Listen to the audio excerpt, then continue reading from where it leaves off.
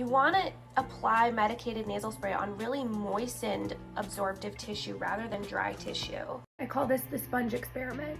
So I have two completely dry, brand new sponges here. They're hard as rocks. Pretend that the sponge is the inside of your nasal passages.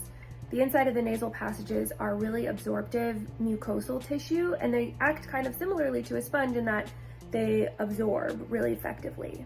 One of these sponges, and I'm going to saturate it with water.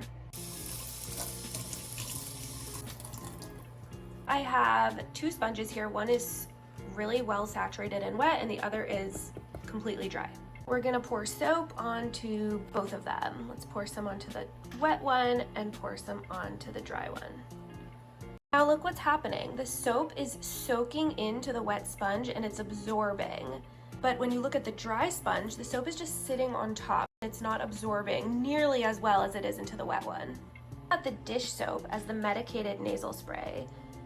You want to apply medicated nasal spray on really moistened absorptive tissue rather than dry tissue. When you use a medicated nasal spray, saturate the inside of your nasal passages really well with saline first, then gently blow your nose, and then take your medicated nasal spray.